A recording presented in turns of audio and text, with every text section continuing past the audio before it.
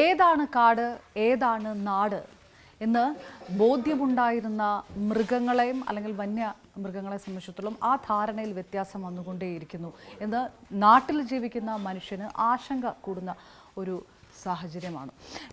ആനയായാലും കടുവയായാലും കരടിയായാലും പുലിയായാലും എവിടെ വേണമെങ്കിലും പ്രത്യക്ഷപ്പെടാം. അത് കാടിറങ്ങി വരുന്ന സ്ഥലത്ത് മാത്രമല്ല, ജനവാസ കേന്ദ്രങ്ങളിൽ പോലും ഈ വന്യമൃഗങ്ങൾ പ്രത്യക്ഷപ്പെടുന്ന ഒരു സമയമുണ്ട്.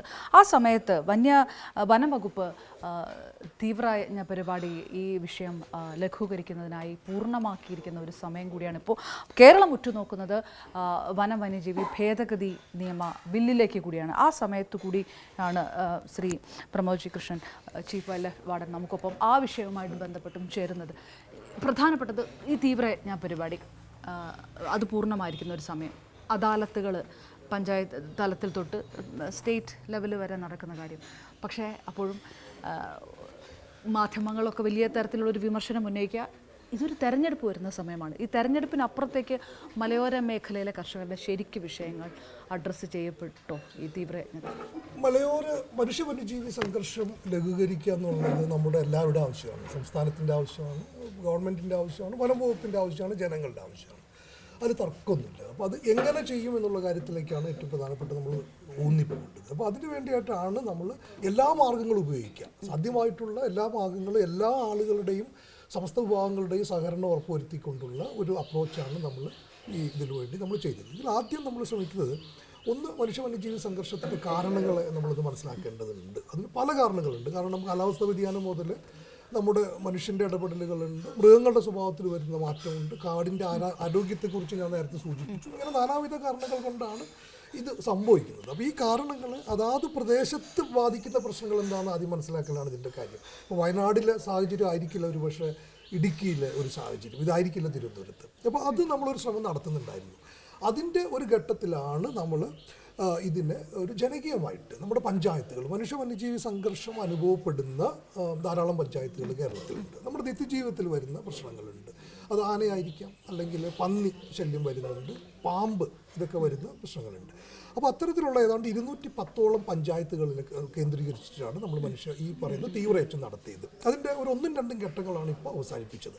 അതായത് അത് ചെയ്തത് പഞ്ചായത്തുകളെ നമ്മൾ സമീപിച്ചിട്ട് അവരുടെ സഹകരണത്തോടു കൂടി ആ പ്രദേശത്തെ ജനങ്ങളുടെ ഇത്തരത്തിലുള്ള പ്രശ്നങ്ങൾ നമ്മൾ നേരിട്ട് ഏറ്റുവാങ്ങലായിരുന്നു. അപ്പോൾ അതിൽ പൊതുവായിട്ടുള്ള പ്രശ്നങ്ങളുണ്ട്, ഒരു വളരെ സ്പെസിഫിക് ആയിട്ട് ആളുകൾ പറഞ്ഞ പരിഹാര മാർഗങ്ങളുണ്ട്. അപ്പോൾ 1-2 ഘട്ടങ്ങളിൽ ജില്ലാതലം വരെയുള്ള ആ ഭാഗത്ത് അവരുടെ ലെവലിൽ തീർക്കാവുന്ന പ്രശ്നങ്ങളെ ഒന്ന് ഫോക്കസ് കൊടുക്കായിരുന്നു. പക്ഷേ ഇതിൽ പല പ്രശ്നങ്ങളും നയപരമായിട്ട് സമീപനം വേണ്ടി വരുന്ന പ്രശ്നങ്ങളുണ്ട്. അത് സംസ്ഥാന സർക്കാരിൻ്റെ ഇടപെടൽ വേണ്ടി വരുന്ന പ്രശ്നങ്ങളും അതുപോലെ തന്നെ കേന്ദ്ര സർക്കാരിൻ്റെ നയപരമായിട്ടുള്ള നടപടികൾ വേണ്ടി വരുന്ന പ്രശ്നങ്ങൾ. പ്രാദേശികമായിട്ടുള്ള വിഷയങ്ങളെന്ന് പറഞ്ഞു ഒരു 3 ചോദ്യം ഒറ്റയടിക്കാൻ ചോദിച്ചു. ഒന്ന്, വനം വകുപ്പ് എല്ലാ സമയത്തും പ്രതിക്കൂട്ടിലാണ് ജനങ്ങളുടെ മുന്നിൽ. ഒരു ജനപ്രതി ഏകദേശം കുറവാണ് എന്ന് തന്നെ പറയാം. അത് പല വിഷയങ്ങളും റൂട്ട് കോസ് അഡ്രസ്സ് ചെയ്യുന്നില്ല. ഇപ്പോൾ ഈ 10 വർഷം കൊണ്ട് വന്യജീവി ആക്രമണം കൂടി എന്ന് പറയുന്നത് വെറുതെ ഒരു റഫ് കണക്കാണോ? അങ്ങനെയാണെങ്കിൽ അതിന് പ്രോപ്പർ റീസൺ എന്താണ്? ഇത് പ്രാദേശികം അല്ലാതെ പെട്ടെന്ന് ഇങ്ങനെ ഒരു എവിടെ വേണമെങ്കിലും, ഇപ്പോൾ പറഞ്ഞാൽ എവിടെ വേണമെങ്കിലും വരാം, ബസ് ടെർമിനലിലും വരാം കരടിയോ കടുവയോ എന്നൊക്കെയുള്ളൊരു സാഹചര്യം മുമ്പുണ്ടായിരുന്നില്ല. അതെങ്ങനെ മാറി? അതിനൊരു കൃത്യമായിട്ടുള്ളൊരു സർവേയോ റീസൺ കണ്ടുപിടിക്കാൻ അതിന് നമുക്ക്, ഞാൻ നേരത്തെ സൂചിപ്പിച്ചു, ഇതിൻ്റെ കാരണങ്ങൾ പലതുണ്ട്. ഒന്ന്, നമ്മൾ ഇന്ന് ജീവിക്കുന്നത് കാലാവസ്ഥാപരമായിട്ട് വല്ലാതെ മാറ്റം സംഭവിച്ചുകൊണ്ടിരിക്കുന്ന ഒരു ഭൂമിയിലാണ്. മൃഗങ്ങളുടെ സ്വഭാവത്തിലും മാറ്റം വരുന്നുണ്ട്.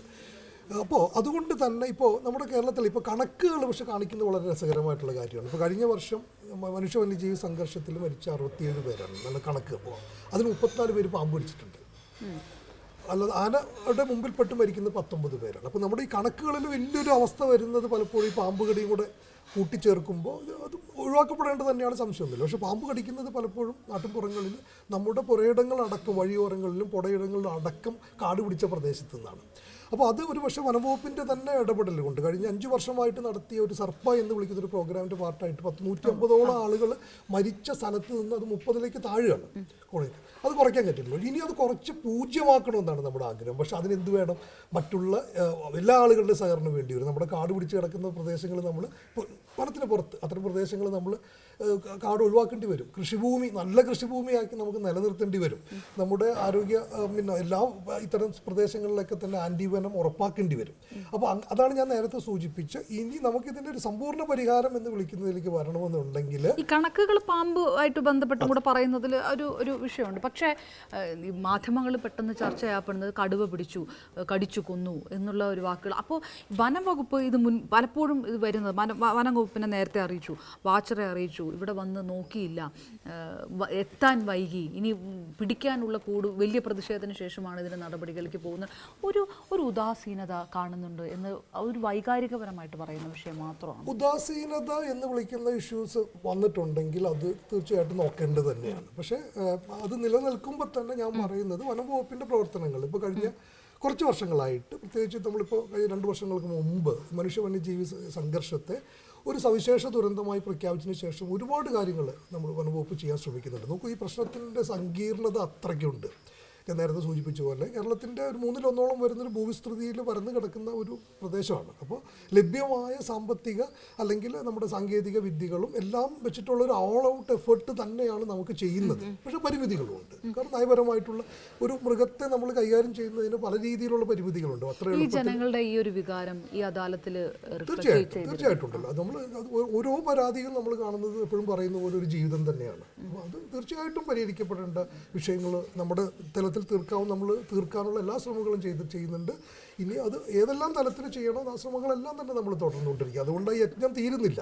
ആ യജ്ഞം നമുക്ക് ഒരു തുടക്കമാണ്. അത് ഇമ്മീഡിയറ്റ് ആയിട്ട് ചെയ്യാവുന്ന ചെയ്ത് ബാക്കി എങ്ങനെയാണ് നമുക്ക് പൂർണ്ണ പരിഹാരത്തിലേക്ക്, അല്ലെങ്കിൽ കർഷക ജനതയുടെ മലയോര ജനതയുടെ പ്രശ്നങ്ങൾ, ജനങ്ങളുടെ പ്രശ്നങ്ങൾ പരിഹരിക്കുന്നത് വരെ അല്ലെങ്കിൽ പരിഹരിക്കാനുള്ള ശ്രമങ്ങൾ നമ്മൾ തുടർന്നുകൊണ്ടേയിരിക്കും. വനം വകുപ്പ് ഒരു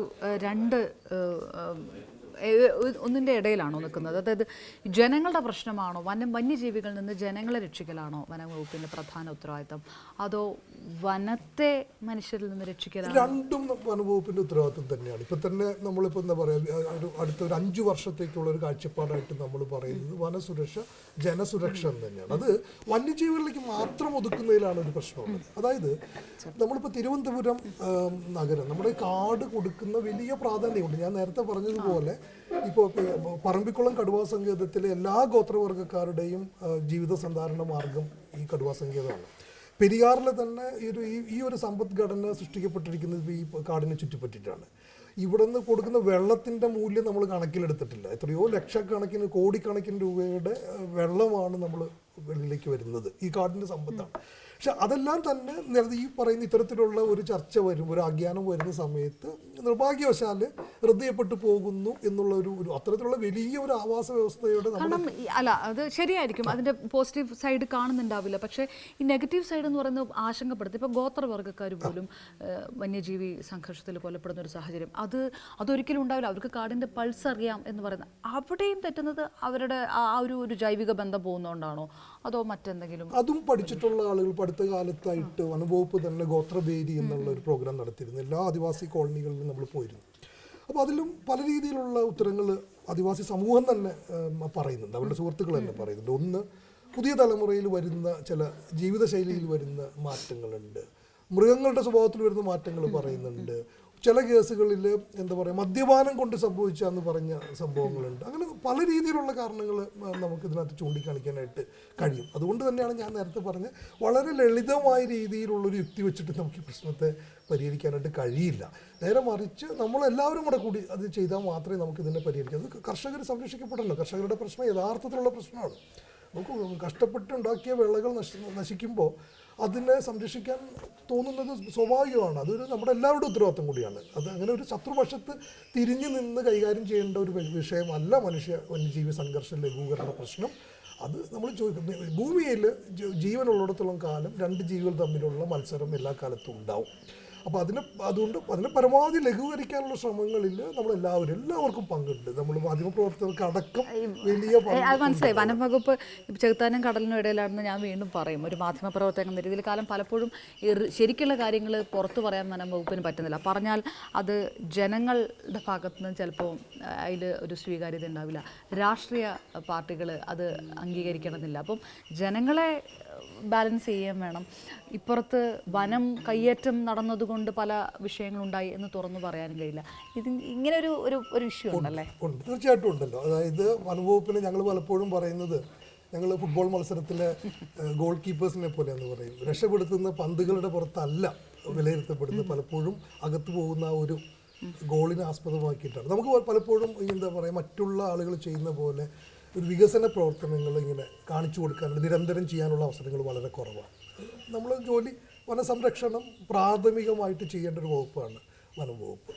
അത് ജനങ്ങൾക്ക് വേണ്ടി തന്നെയാണ്. നമ്മുടെ നദികളെല്ലാം അനുഭവിക്കുന്നത് നമ്മുടെ കാട്ടിൽ നിന്നല്ല. ഞാൻ നേരത്തെ സൂചിപ്പിച്ചതുപോലെ മുല്ലപ്പെരിയാർ ഡാമിൽ മണ്ണടിയുന്നില്ല, അത് നന്നായിട്ട് നിൽക്കുന്നത് കൊണ്ടല്ല, ഈ സമ്പദ്ഘടന നിലനിൽക്കുന്നത് ഈ കാടുള്ളതുകൊണ്ടല്ല. പക്ഷേ അതേസമയം തന്നെ ആ കാര്യങ്ങൾ ചെയ്യുമ്പോൾ തന്നെ നമുക്ക് ഇത്തരം കാര്യങ്ങൾ വേണ്ടത്ര രീതിയിൽ നമുക്കത് പ്രൊജക്റ്റ് ചെയ്ത് കാണിക്കാനുള്ള, ഈ പാരിസ്ഥിതിക സേവനങ്ങളെ നമുക്ക് വിലയിരുത്തി കാണിക്കാനായിട്ട്, ഇങ്ങനെ പ്രകടമായിട്ട് കാണിക്കാനുള്ള പരിമിതികളുണ്ട്. ഇപ്പോൾ നമുക്കൊരു റോഡ് കാണിച്ചു കൊടുക്കുന്ന പോലെ ഞങ്ങൾ ഇത് ചെയ്തു എന്ന് പറയുന്നതിനുള്ള പരിമിതികളുണ്ട്. അപ്പോൾ അതുകൊണ്ട് തന്നെ ഇത്തരത്തിലുള്ള നെഗറ്റീവ് സംഭവങ്ങൾ വല്ലാതെ പർവ്വതീകരിച്ച് അല്ലെങ്കിൽ ഒരു കണ്ടുവരാനുള്ള ഒരു ടെൻഡൻസിയും ചിലപ്പോൾ കാണാറുണ്ട്. കാടിൻ്റെ അതിർത്തി ലംഘിക്കപ്പെടുന്നു, കാടിനകത്ത് കയറി കൃഷി ചെയ്യപ്പെടുന്നു, അല്ലെങ്കിൽ ഇതിൻ്റെ ചില പ്രോട്ടോകോൾസ് പാലിക്കുന്നില്ല എന്ന് പറയാൻ ഒരുപക്ഷെ രാഷ്ട്രീയ പ്രതിനിധികൾക്കോ മന്ത്രിമാർക്കോ അങ്ങനെയുള്ളവർക്കോ കഴിയില്ല. വനം വകുപ്പിന് അത് പറയാനൊട്ട് അനുമതിയുമില്ല. അപ്പം ഇത് ഒരു കോർ ഇഷ്യൂ കൂടിയാണ്. അല്ല, നോക്കൂ, നമ്മുടെ രാജ്യം നമ്മൾ സ്വാതന്ത്ര്യത്തിന് ശേഷം നമ്മുടെ ജനസംഖ്യ 3 ഇരട്ടിയായിട്ടുണ്ട്. നമ്മുടെ വികസനം ഒരു GDP നമ്മൾ 8% വെച്ച് വർദ്ധിക്കുന്നുണ്ട്. വനം ഫിനൈറ്റാണ്, അതിനൊരു പരിധിയുണ്ട്. അപ്പോൾ അതുകൊണ്ട് തന്നെ വനത്തിൻ്റെ പുറത്ത് പ്രഷർ ഉണ്ടെന്നുള്ളത്, അല്ലെങ്കിൽ വനത്തിൻ്റെ പുറത്ത് ഒരു സമ്മർദ്ദം ഉണ്ടെന്നുള്ളത് യാഥാർത്ഥ്യം തന്നെയാണ്. അപ്പോൾ അതിനിടയിലാണ് ഞാൻ നേരത്തെ സൂചിപ്പിച്ച, നമുക്ക് വനം സംരക്ഷിക്കേണ്ടതുണ്ട്, അതേസമയം തന്നെ വന്യജീവികളെ സംരക്ഷിക്കേണ്ടതുണ്ട്, ജനസുരക്ഷയുണ്ട്, ജനങ്ങളുടെ ജെന്യുവിനായിട്ടുള്ള വികസനത്തിൻ്റെ താല്പര്യങ്ങൾ നമ്മൾ അഡ്രസ്സ് ചെയ്യപ്പെടേണ്ടതുണ്ട്. അപ്പോൾ ഇതിനെ ബാലൻസ് ചെയ്യലാണ് യഥാർത്ഥത്തിൽ വനം വകുപ്പിൻ്റെ ഏറ്റവും പ്രധാനപ്പെട്ട ജോലി. അതൊരു പരിധിവരെയൊക്കെ അത്യാവശ്യം നന്നായിട്ട് അത് ആ ഒരു ഇഷ്യൂവിൻ്റെ ഗ്രാവിറ്റി നമ്മൾ നോക്കിക്കഴിഞ്ഞാൽ ചെയ്യുന്നുണ്ടെന്ന് തന്നെയാണ് എൻ്റെ നമ്മൾ മാത്രമല്ല, വനം വകുപ്പിലെ എല്ലാ ഉദ്യോഗസ്ഥർ, താല്പര്യമുള്ള ആളുകൾ, പ്രകൃതിയോട് താല്പര്യമുള്ള ആളുകൾ, ഈ ബാലൻസിങ് ആക്ട് അങ്ങനെയാണെങ്കിൽ അപ്പോൾ ഈ വനം സംരക്ഷണമാണ് അതും പ്രയോറിറ്റി വരുമ്പോൾ 72 നിയമം അതിന് കൃത്യമായിട്ടുള്ള ചട്ടക്കൂടുള്ളതായിരുന്നു. ആ നിയമത്തിലാണ് ഭേദഗതി ഇപ്പം കേരളം ആവശ്യപ്പെട്ടിരിക്കുന്നത്. അതൊരു വെറും പൊളിറ്റിക്കൽ സ്റ്റണ്ടാണ്? അങ്ങനെ പറയാൻ പറ്റില്ല. അതായത് ഒരു സർക്കാരിനെ സംബന്ധിച്ച് പറയുകയാണെങ്കിൽ ഒരു ജനങ്ങളുടെ ആകുലതകളാണ് നിയമം അല്ലെങ്കിൽ നയമായിട്ട് മാറുന്നത്. അത്ര ആകുലതകളാണ്. 2021 ഇത് നമ്മുടെ സർക്കാരുകൾ തന്നെ ഒരു പരിസ്ഥിതി പുനഃസ്ഥാപന നയം രൂപീകരിച്ചു. വലിയ പ്രളയത്തിന് ശേഷം നമുക്കുണ്ടായൊരു ഒരു ആകുലതകളുടെ ഒരു പ്രകടമായിട്ട് നമ്മൾ അതിനുവേണ്ടി ചെയ്തൊരു കാര്യമാണ്. അതേപോലെ ഇന്ന് വന്ന ഈ മനുഷ്യ വന്യജീവി സംഘർഷവുമായി ബന്ധപ്പെട്ട പ്രശ്നങ്ങളുടെ ജനങ്ങളുടെ ആശങ്കകളും ആകുലതകളും ഉത്കണ്ഠകളും അഡ്രസ്സ് ചെയ്യാൻ വേണ്ടി ചെയ്തതാണ്. പക്ഷെ ഇതിൽ അത് ഒരു ഭാഗത്ത്. അതേസമയം തന്നെ നോക്കൂ, ഏതൊരു നിയമവും കാലോചിതമായിട്ട് മാറ്റപ്പെടണം. ഈ നിയമം മാത്രമല്ല, ഏത് നിയമവും. പക്ഷേ ആ നിയമം സമഗ്രമായിട്ട് തന്നെ വേണം എന്നുള്ളതാണ്. ഇപ്പോൾ നമ്മൾ നോക്കൂ, വന്യജീവി നിയമം തന്നെ 1972 നിയമമാണ്. പുതിയ കാലഘട്ടത്തിൻ്റെതായിട്ടുള്ള ഒട്ടനവധി കാര്യങ്ങൾ അതിലേക്ക് പോകാനുണ്ടാവും ഒരു സമഗ്രമായിട്ടുള്ളത് വരുമ്പോൾ. ഞാൻ നേരത്തെ സൂചിപ്പിച്ച പോലെ കാലാവസ്ഥ വ്യതിയാനം, നമ്മുടെ ഇടപെടലുകൾ അടക്കമുള്ള കാര്യങ്ങൾ എന്ത് ചെയ്യേണ്ടി വരും? ഈ പറയുന്ന നേരത്തെ സൂചിപ്പിച്ച കാര്യങ്ങളെല്ലാം തന്നെ അഡ്രസ്സ് ചെയ്യപ്പെട്ട രീതിയിലുള്ള കാലോചിതമായ മാറ്റങ്ങൾ നിയമത്തിലേക്ക് വരും. അത് കാലക്രമേണ വന്നുകൊണ്ടേയിരിക്കും. അപ്പോൾ ആ ഒരു കാഴ്ചപ്പാടിൽ വേണം നമ്മൾ ഈ പറഞ്ഞ ഒരു ഭേദഗതിയെ നമ്മൾ കാണാം. അത് പ്രതിപക്ഷത്തിൻ്റെ ഒക്കെ എതിർപ്പൊക്കെ ഒരു വശത്തുണ്ടായിരുന്നു. പിന്നെ ഇനി രാഷ്ട്രപതിയുടെ അംഗീകാരം കിട്ടണം. ഇത് എപ്പോഴൊക്കെ ഇംപ്ലിമെൻ്റ് ആകും? ഇംപ്ലിമെൻ്റ് ആകുമ്പോൾ ഈ പറയുന്ന വലിയ പ്രതിഷേധങ്ങൾക്കിട വെച്ച വിഷയങ്ങൾ പരിഹരിക്കപ്പെടും. നോക്കൂ, അതൊരു രാഷ്ട്രീയപരമായിട്ട് അതിന് കാണേണ്ടതും ടെക്നിക്കലായിട്ട് നിയമപരമായിട്ട് കാണേണ്ടതും നടപടി ക്രമങ്ങളുടെ ഭാഗമായിട്ട് കാണേണ്ടതുമായിട്ടുണ്ട്. അത് ഒരു നിയമം, ഞാൻ ആ ഒരു രാഷ്ട്രീയ സാഹചര്യത്തെക്കുറിച്ച് പറയാൻ ഞാൻ ആളല്ല. പക്ഷേ അതിൻ്റെ നടപടിക്രമങ്ങളുടെ ഘട്ടത്തിലാണത് നിലനിൽക്കുന്നത്. അപ്പോൾ അത് എപ്പോഴാവുന്നുള്ളത് ആ നടപടിക്രമങ്ങളിലൂടെ കടന്നു പോയാൽ മാത്രമേ നമുക്ക് ഈ ഷെഡ്യൂൾ 1, 2 മൃഗങ്ങളെ വേണമെങ്കിൽ വെടിവെച്ച് കൊല്ലാനുള്ള ഒരു അധികാരം നേരത്തെ തന്നെ ചീഫ് വൈൽഡ് ലൈഫ് വാർഡൻ ഉണ്ടായിരുന്നു. അല്ലാതെ പുതുതായിട്ടൊന്നും ഈ ബില്ലിനകത്ത് പറഞ്ഞിട്ടില്ല എന്ന് പറയുന്നൊരു വാദമുണ്ടല്ലോ. നോക്കൂ, ഈ ചീഫ് വൈൽഡ് ലൈഫ് വാർഡൻ ഇപ്പോൾ നിലനിൽക്കുന്ന നിയമത്തിൽ ചീഫ് വൈൽഡ് ലൈഫ് വാർഡന് കൊടുത്തിരിക്കുന്ന അധികാരത്തിന് ചില നിബന്ധനകളോടുകൂടിയാണ്. അതായത് എങ്ങനെയാണ് ഒരു ജീവി അപകടകരമാവുന്നത് എന്നുള്ള വിശദമായിട്ടുള്ള ഒരു രീതി തന്നെ പറയുന്നുണ്ട്. അതിലെ വ്യവസ്ഥകളിലെ ചില ഘടനാപരമായിട്ടുള്ള വ്യത്യാസങ്ങളാണ് ആര് ചെയ്തിരിക്കുന്നത്, ഈ പുതിയ ബില്ലിൽ ചെയ്തിരിക്കുന്നത് എന്നാണ് കുറച്ചുകൂടെ വ്യക്തത വരുത്തിയിട്ടുണ്ടെന്നുള്ളതാണ്. നമ്മളത് പരിശോധിച്ചാൽ നമുക്കത് ബില്ലിൽ നമുക്കത് കാണാനായിട്ട് കഴിയും. ഈ സെഗ്മെന്റ് തരുമ്പോൾ ഞാനൊരു ചോദ്യം, അത് ഞാൻ ചീഫ് വൈൽഡ് ലൈഫ് വാർഡനോടല്ല ചോദിക്കുന്നത്. പരിസ്ഥിതിവാദിയും കവിയുമായിട്ടുള്ള ശ്രീ പ്രമോദ് ജി കൃഷ്ണൻ, ഹാർഡ് കോർ വികസനവും ഫോറസ്റ്റ് കൺസർവേഷനും ഒരു നാണയത്തിൻ്റെ രണ്ട് വശമാണ്. ഇത് ബാലൻസ് ചെയ്തുകൊണ്ട് പോവുക ബുദ്ധിമുട്ടാണ് എന്ന് വികസിത രാജ്യങ്ങൾ പോലും പറയുന്ന ഒരു ഘട്ടമാണ്. അപ്പോൾ അമേരിക്കയിൽ പോലും എത്രത്തോളം ഡെവലപ്മെൻറ്റ് ഉണ്ടായാലും അവർ കാടുമായിട്ട് ബന്ധപ്പെട്ടുള്ള അവരുടെ നിയമങ്ങൾ നമ്മളെക്കാളും കർക്കശമായിട്ടുള്ളതാണ്. അതല്ലേ സത്യാവസ്ഥ? അത് നമുക്ക് പക്ഷേ അത് പറയാൻ അല്ല. പിന്നെ ഇതിനൊരു മധ്യമാർഗമുണ്ട്. ബുദ്ധാസ് മിഡിൽ പാത്ത് എന്നൊക്കെ നമ്മൾ പറയുന്നൊരു മാർഗമുണ്ട്. അതിന് നമ്മൾ എപ്പോഴും പറയുന്നത് മെയിൻ സ്ട്രീമിംഗ് എന്നാണ് അതിനെ പറയുന്നത്. ഇപ്പോൾ നമ്മൾ അറ്റ്ലീസ്റ്റ് കുറേ കാലത്തേക്കെങ്കിലും ഈ വികസനം എന്നുള്ളത് നമുക്ക് ഒഴിവാക്കാൻ പറ്റുന്നില്ല. നമ്മൾ പ്രകൃതിയിലേക്ക് തിരിച്ചു പോക്കൊന്നുമില്ല, പ്രകൃതിയിലേക്ക് മുന്നോട്ട് പോകാനേ പറ്റുള്ളൂ. അപ്പോൾ ആ വികസനം നമുക്കുണ്ടാവും. ഇപ്പോൾ ഒരു കണക്ക് പറയുന്നത് നമ്മുടെ രാജ്യത്ത് അടുത്ത 25 വർഷം അല്ലെങ്കിൽ 50 വർഷത്തിനുള്ളിൽ വരാനിരിക്കുന്ന നിർമ്മിതികളുടെ 95% ഇതുവരെ കൺസ്ട്രക്ഷൻ തുടങ്ങിയിട്ടില്ലെന്നാണ്. അപ്പോൾ അത് വികസനം വന്നുകൊണ്ടിരിക്കും. പക്ഷേ ഏത് വികസനത്തിൻ്റെ ഇടയിലും നമുക്ക് ഈ പ്രകൃതിയെ നമുക്ക് വലിയ പവർന്ന് ഏൽപ്പിക്കാതെ നമുക്ക് വേണമെങ്കിൽ കാത്തു സൂക്ഷിക്കാൻ പറ്റും. കാരണം ഇത് പലപ്പോഴും സംഭവിക്കുന്നത് നേരത്തെ സൂചിപ്പിച്ചതുപോലെ ഒരു പരിസ്ഥിതിവാദം എന്ന് വെച്ച് കഴിഞ്ഞാൽ അത് വികസനവാദത്തിൻ്റെ നേരെ മറുപുറമാണ്. ഇത് രണ്ടും പരസ്പര വിരുദ്ധമാണെന്നുള്ളൊരു ധാരണയുണ്ട്. അങ്ങനെ ആവേണ്ട കാര്യമൊന്നുമില്ല. ഇത് രണ്ടും ചേർത്ത് പിടിച്ചുകൊണ്ട് തന്നെ നമുക്ക് ചെയ്യാൻ പറ്റും. ഉത്തരവാദിത്തപ്പെട്ട് ഇപ്പോൾ ഒരു കാടിനെ വെട്ടി മുറിച്ചുകൊണ്ട് തന്നെ എനിക്കൊരു റോഡ് വെക്കണത് വാശി പിടിക്കേണ്ട കാര്യമൊന്നും പലപ്പോഴും പറ്റില്ല. ആണെങ്കിൽ ഇപ്പുറത്ത് കൂടെ ചിലപ്പോൾ ഒരു ചെറിയ വഴി മാറിക്കഴിഞ്ഞാൽ എൻ്റെ ജലസ്രോതസ്സും മലിനമാവില്ല എന്നൊരു തോന്നൽ വരുന്നതാണ് ഈ രണ്ടും ചേർത്ത് പിടിക്കുന്നത്. ചില വികസനങ്ങൾ അത്യാവശ്യം തന്നെയാണ്. എന്തിനാണ് നമ്മളതിനെ മറച്ചു പിടിക്കുന്നത്? ഒരു പാലങ്ങൾ വരും, ചില റോഡുകൾ ആവശ്യമായിരിക്കും. അപ്പോൾ ഇതിന് രണ്ടിനെയും സമന്വയിപ്പിക്കാനുള്ളൊരു കഴിവുണ്ടല്ലോ, ഇത് രണ്ടിനെ ഉൾക്കൊള്ളാനുള്ളൊരു കഴിവ്. ആ കഴിവാണ് ശരിക്കും നമ്മുടെ ഒരു പൊതു സമൂഹം ആർജിക്കേണ്ടത്. അത് എനിക്ക് തോന്നുന്നു പതിയെ നമ്മുടെ സമൂഹത്തിലേക്ക് ഇത് വരുന്നുണ്ടെന്നാണ് എൻ്റെ ഒരു ധാരണ. അല്ലെങ്കിൽ നോക്കൂ, ഇപ്പോൾ ഇതൊക്കെ ആണെങ്കിൽ തന്നെ നോക്കൂ, ഇത്ര കോടി ജനങ്ങൾ ജീവിക്കുന്ന ഈ ചെറിയ സംസ്ഥാനത്ത് ഏതാണ്ട് 1000-ഓളം ആളുകൾ ഒരു ചതുരശ്ര കിലോമീറ്ററിൽ തിങ്ങിപ്പാർക്കുന്ന ഈ പ്രദേശത്ത് നമ്മൾ ഇന്നും ഇത്രയൊക്കെ ഈ ജൈവസമ്പത്തും നമ്മുടെ പ്രകൃതിയൊക്കെ നമ്മൾ കാത്തു സൂക്ഷിച്ചിട്ടില്ല. അത് നമ്മുടെ വലിയ എന്താ പറയുക എന്താണ് പറയുക, നമ്മുടെ ഒരു പൗരബോധത്തിൻ്റെ ഉദാഹരണങ്ങളാണ്. അപ്പോൾ അതിന് ഊട്ടി ഉറപ്പിക്കുക. ഇനി വരും കാലത്ത് വികസനത്തിന് നമ്മൾ പരമാവധി പ്രകൃതിയെ നശിപ്പിക്കാതിരിക്കുക. അങ്ങനെ വരുമ്പോൾ ഈ വികസനവാദി പരിസ്ഥിതിവാദി എന്നുള്ള വ്യത്യാസങ്ങളൊന്നുമില്ല. നമ്മളൊക്കെ തന്നെ ഉത്തരവാദിത്തപ്പെട്ട പൗരന്മാരായിട്ട് മാറുന്ന ഒരു കാലത്തിലേക്ക് നമ്മൾ പോകണം. റൈറ്റ്, തീർച്ചയായും.